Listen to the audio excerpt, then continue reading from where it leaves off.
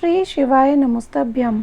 हरे Krishna, Radhe Radhe friends. तो friends, आज है श्रावण मास का 19वां दिन और आज हम श्रावण मास महत्तम के 19वें अध्याय की कथा सुनेंगे।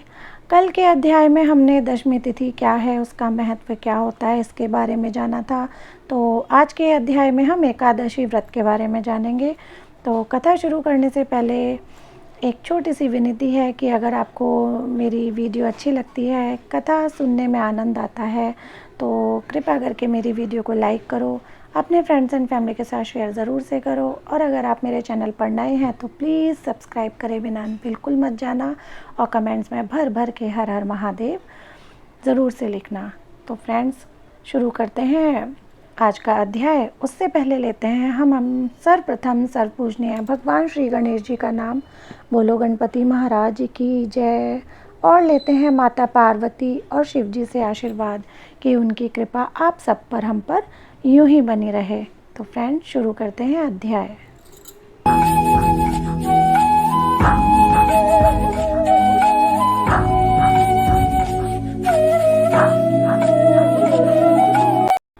भगवान श्री सदाशिव ने कहा, हे सनत कुमार, सावन महीने के दोनों पक्षों की एकादशी तिथि के दिन जो क्रिया करनी होती है, अब मैं उसके संबंध में बतलाऊंगा, उसे तुम ध्यानपूर्वक सुनो।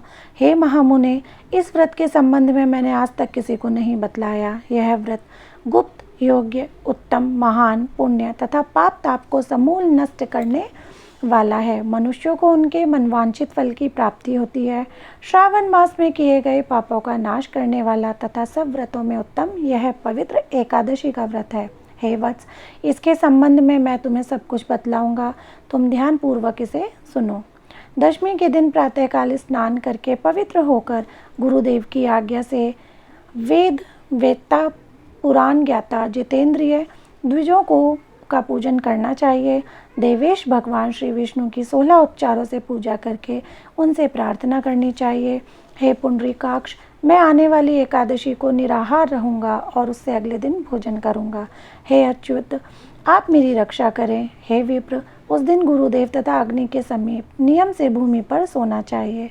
काम और क्रोध त्याग कर एकादशी के दिन प्रातःकाल भगवान केशव में चित्त लगाकर अथवा अन्य कार्य करते हुए श्रीधर का जाप करते रहना चाहिए। हे विप्र, 3 दिन तक ना तो किसी पाखंडी को देखें और ना ही उससे बातचीत ही करें।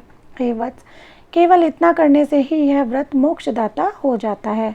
मध्याह्न के समय पंचगव्य लेकर क्रोध को त्याग कर नदी आदि के सुंदर जल में स्नान करना चाहिए। भगवान सूर्य को नमस्कार करके श्रीधर की शरण में जाकर वर्ण आचार आदि सब काम करके अपने घर को वापस लौटना चाहिए। घर पर आकर श्रद्धा तथा भक्ति द्वारा भगवान श्रीधर का अर्चन पुष्प, धूप, दीप और अनेक तरह के नैवेद्य द्वारा करना चाहिए। रात में गीत, वाद्य तथा कथा सुननी चाहिए और जागरण करना चाहिए। पहले कलश स्थापन करके पंचरत्न और सोने को कलश में रखकर श्वेत चंदन से पूजा करनी चाहिए और फिर कलश को 2 श्वेत वस्त्रों से ढक देना चाहिए। देव देवेश की प्रतिमा, शंख, चक्र तथा गदा युक्त करके उसकी सविधि पूजा करके द्वादशी के दिन प्रातःकाल आवेग करके श्रीधर नाम का जाप करना चाहिए। शंख, चक्र, गदा तथा पद्मधारी भगवान देव देवेश की पूजा करके ब्राह्मण को सोने की दक्षिणा सहित कलश देना चाहिए।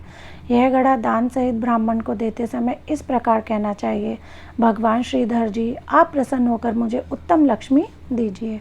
यूँ कहकर जगत गुरु श्रीधर का अर्चन करके श्रेष्ठ द्विजों को भोजन करवाकर अपनी शक्ति के अनुसार दक्षिणा देनी चाहिए। अपने नौकर चाकरों को भोजन करवाकर गौ को चारा डालना चाहिए। स्वयं अपने सगे संबंधियों, घर के सदस्यों तथा इष्ट मित्रों के साथ भोजन करना चाहिए। हे वत्स, यह मैंने तुम्हें शुक्ल पक्ष एकादशी तिथि का व्रत विधान बतलाया है।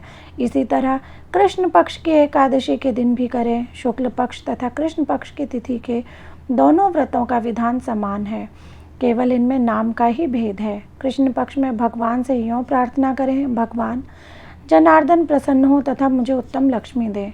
शुक्ल पक्ष में श्रीधर और कृष्ण पक्ष में भगवान जनार्दन कहे गए हैं। यह मैंने दोनों ही व्रतों का विधान तुमसे कहा है। हे तात, इस व्रत के तुल्य ना कोई व्रत हुआ है और ना है और ना आगे होगा। मनुष्य को इसे गुप्त रखना चाहिए और किसी दुष्ट प्रकृति वाले से ना कहना चाहिए। भगवान सदाशिव ने श्री सनत कुमार से कहा, द्वादशी के दिन भगवान विष्णु के निमित्त पवित्रारोपण के संबंध में मैं तुम्हें बतलाऊंगा।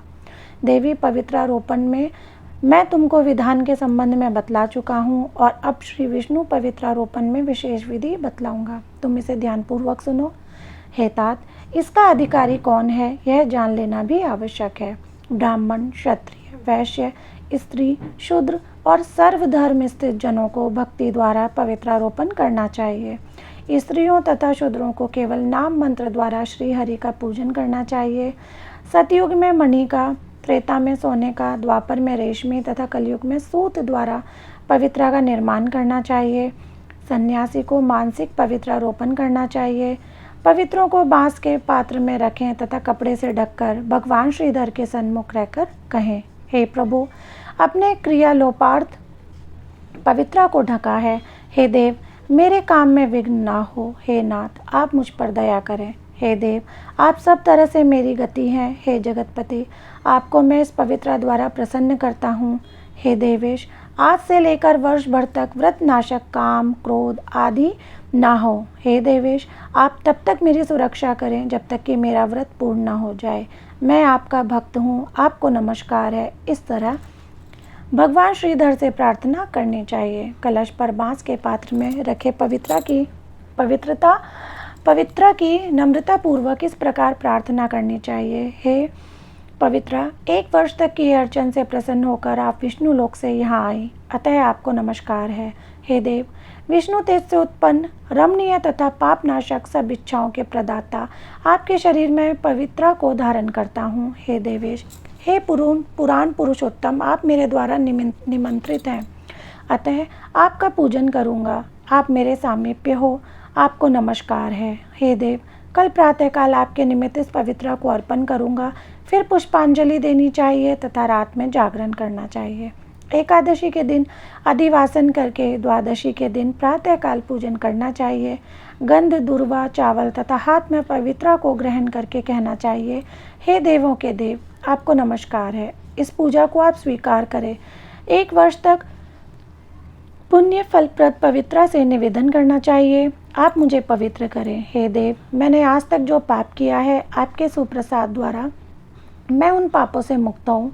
मूल मंत्र द्वारा पवित्रा को संपुटित कर नैवेद्य देना चाहिए। नीरांजन तथा प्रार्थना करनी चाहिए। मूल मंत्र से अग्नि में घृत तथा पायस द्वारा हवन करना चाहिए। इसी मंत्र द्वारा पवित्रा का विसर्जन करके कहना चाहिए, हे पवित्रे, 1 वर्ष किए मेरे पूजन को सविधि परिपूर्ण करे। हे पवित्रे, विसर्जित हो, विष्णु लोक को जाएं। यूँ कहकर ब्राह्मण को दे देना चाहिए या जल में डाल देना चाहिए। हे वत्स, मैंने तुमसे भगवान विष्णु की पवित्रारोपण की विधि कही है। वत्स, जो कोई हरि का यह पवित्रारोपण करता है, वह इस संसार में आनंद भोग कर अंत में बैकुंठ को जाता है।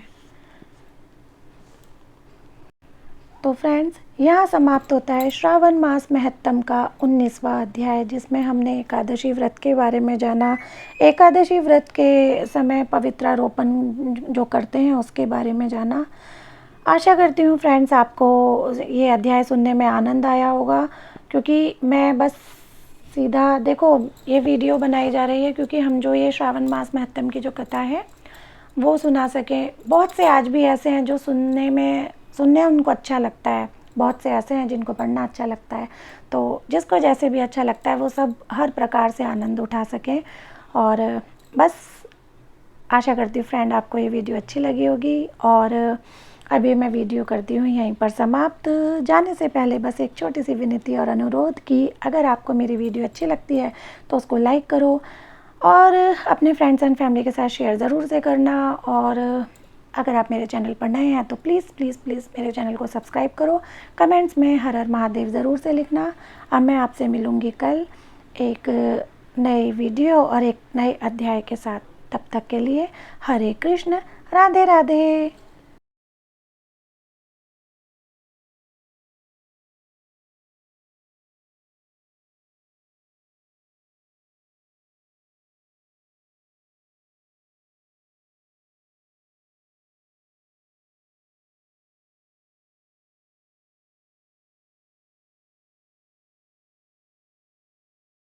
है।